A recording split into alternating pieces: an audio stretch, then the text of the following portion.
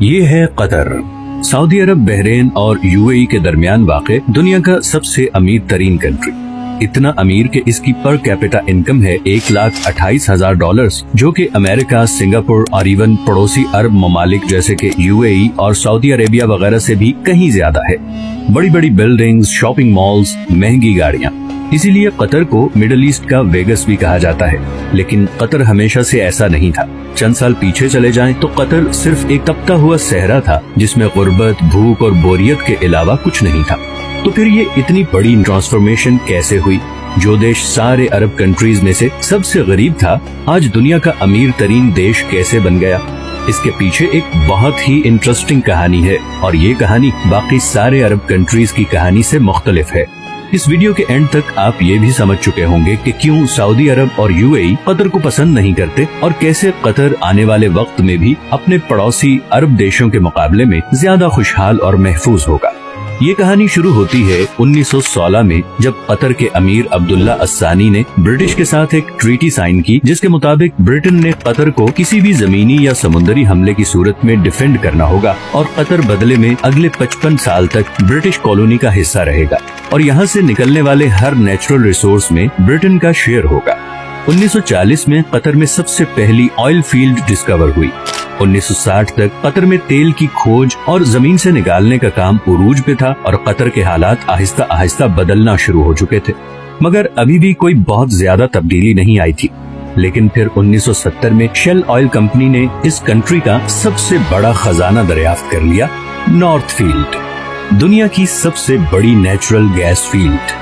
لیکن اس زمانے میں گیس کوئی بہت زیادہ پروفیٹیبل نہیں تھی، اور اس کی وجہ یہ تھی کہ گیس کو صرف پائپ لائنز کے ذریعے ہی دوسری جگہ بھیجا جا سکتا تھا، اور قطر گیس استعمال کرنے والے دیشوں سے اتنا دور تھا کہ وہاں تک پائپ لائن پہنچانا تقریباً ناممکن تھا. اسی وجہ سے شیل کمپنی بھی یہ گیس فیلڈ ڈسکور کر کے بھول گئی، اور یہ ڈسکوری آفیشل ڈاکیومنٹس میں ہی دب گئی. 1971 میں قطر کو برٹن سے آزادی مل گئی، اور وہ ایک آزاد ملک بن گیا. آزادی ملنے کے باوجود اگلے 25 سالوں میں بھی قطر کے حالات کوئی خاص نہیں بدلے. اور پھر آیا 1995، جب کراؤن پرنس حماد بن خلیفہ الثانی نے بغاوت کر کے اپنے ہی باپ کی حکومت کا تختہ الٹ دیا اور قطر کا امیر بن گیا. نئے امیر کا ایک ہی فوکس تھا، اور وہ تھا گیس. حماد بن خلیفہ یہ جانتا تھا کہ قطر کی تقدیر صرف گیس ہی بدل سکتی ہے. اسی لیے اس نے ایک بہت ہی ریئر ٹیکنالوجی گیس لیکویفیکیشن میں انویسٹ کیا.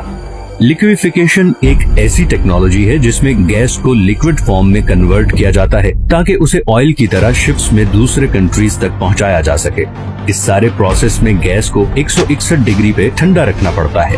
اسی پروسیس پہ قطر نے ساری انویسٹمنٹ کر دی، اور آج وہ LNG کا سب سے بڑا ایکسپورٹر ہے. قطر سے گیس امپورٹ کرنے والے کنٹریز میں Japan, India, China, south Korea اور اسپین شامل ہیں. اس طرح بلینز آف ڈالرز قطر میں آنا شروع ہو گئے. لیکن قطر کی تقدیر بدلنے کی ایکویشن میں یہ تو ایک صرف چھوٹا سا حصہ تھا، کیونکہ نیچرل ریسورسز تو بہت سے کنٹریز کے پاس ہوتے ہیں، انہیں ایکسپلائٹ بھی بہت سے کنٹریز کر لیتے ہیں. مگر اصل مسئلہ آتا ہے ان ریسورسز سے آنے والے پیسے کو صحیح استعمال کرنے کا. ورنہ وینزویلا اور انگولا کا انجام ہمارے سامنے ہے. یہی وہ جگہ ہے جہاں قطر باقی تمام کنٹریز پہ بازی لے گیا. قطر نے 2005 میں قطر انویسٹمنٹ اتھارٹی کے نام سے ایک کمپنی بنائی، جس کا مقصد تھا تیل اور گیس سے آنے والے پیسے کو پوری دنیا میں انویسٹ کرنا.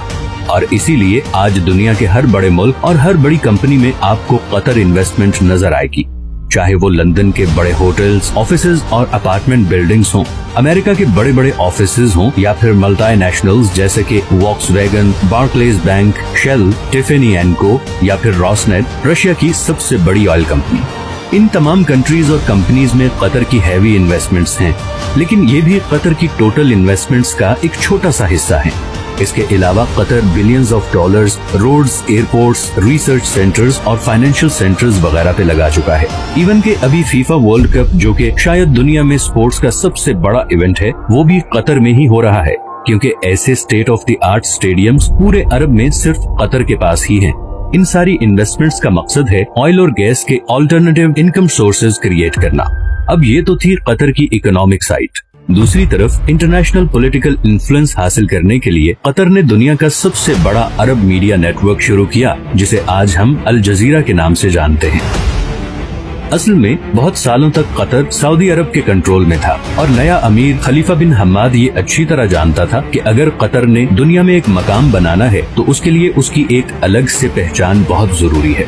पूरी दुनिया तक कतर की आवाज और उसका नैरेटिव पहुंचाने में अल जजीरा ने एक बहुत जबरदस्त रोल प्ले किया है। 2010 की अरब स्प्रिंग के दौरान भी अल जजीरा वो वाहिद चैनल था जिसने प्रोटेस्ट को ऑन एयर किया था और इसकी वजह से सऊदी अरब और दूसरे कंट्रीज से इसे जबरदस्त क्रिटिसिज्म का सामना भी करना पड़ा। अल जजीरा का इन्फ्लुएंस इतना ज्यादा है कि 2017 में जब सब अरब कंट्रीज ने कतर का बाइकआउट किया था तो उसको खत्म करने के लिए जो सबसे पहली डिमांड रखी गई वो थी अल जजीरा को बैन करना।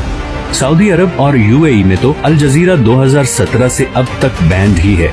कतर का बाइकआउट एक मुकम्मल फेलियर था और इसकी सबसे पहली वजह तो ये थी कि सऊदी अरब को इस बाइकआउट में सारे अरब कंट्रीज की सपोर्ट हासिल नहीं थी। इवन कुवैत और ओमान भी इस बाइकआउट का हिस्सा नहीं बने। दूसरा, कतर के ईरान और तुर्की से भी बहुत अच्छे ताल्लुकात हैं, जिसकी वजह से गो के सऊदी अरब और यूएई कतर से काफी नाराज हैं, मगर इंटरनेशनली सारे कंट्रीज कतर को एक न्यूट्रल स्टेट समझते हैं और इसीलिए पूरी दुनिया में सिवाय 6 कंट्रीज के किसी ने भी इस बाइकआउट को सपोर्ट नहीं किया। कतर को गैस की वजह से एक और फ्यूचर एडवांटेज भी मिला है। ऑयल के बारे में तो बहुत से एक्सपर्ट्स कहते हैं कि 2030 नहीं तो मैक्सिमम 2040 तक वो इलेक्ट्रिसिटी से रिप्लेस हो जाएगा, मगर गैस के बारे में ऐसी कोई प्रेडिक्शन नहीं, बल्कि उल्टा गैस की डिमांड मुसलसल बढ़ती जा रही है। अभी रिसेंट रशियन यूक्रेन वॉर में रशिया की जानिब से गैस पाइपलाइन की ब्लॉकेज के बाद कतर गैस की डिमांड 10 गुना बढ़ गई है, क्योंकि अब यूरोपियन कंट्रीज भी गैस के लिए कतर से राबता कर रहे हैं और ये डील कतर को और अमीर बना देगी। 2022 में कतर की एनर्जी एक्सपोर्ट्स पहले ही $100 बिलियन क्रॉस कर चुकी हैं, तो कल को जब बाकी अरब कंट्रीज ऑयल रिप्लेस होने से परेशान होंगे, वहीं कतर को इस चेंज से कोई खास फर्क नहीं पड़ेगा। अब कतर में सब कुछ अच्छा भी नहीं है और रिसेंटली वहाँ पे लेबर क्लास की कंडीशन को लेकर काफी सवाल भी उठाए गए हैं, लेकिन स्टिल कतर बाकी अरब देशों के मुकाबले में काफी ओपन स्टेट है, जहाँ मीडिया की आजादी है, इकोनॉमिक कंडीशंस बेहतर हैं और फ्यूचर प्लानिंग भी होती है। आखिर में हम आते हैं उस खित्ते की तरफ जो कि शायद नेचुरल रिसोर्सेज से माला माल है, मगर पॉलिटिकल डिफरेंसेस, करप्शन और रिलीजियस एक्सट्रीमिज्म की वजह से इस वक्त गुर्बत, भूख और बदअमनी का शिकार है। कतर की आबादी का 60% साउथ एशियंस हैं। इंडियंस, पाकिस्तानी, बांग्लादेशी और नेपाली कतरी पॉपुलेशन का सबसे बड़ा ग्रुप हैं। अपने देश और प्यारों से हजारों मील दूर दिन रात मेहनत करते ये लोग हर वक्त ख्वाब देखते हैं कि कब इनके अपने कंट्रीज इतने खुशहाल होंगे कि इन्हें 7 समुंदर पार इस जला देने वाली गर्मी से निजात मिले।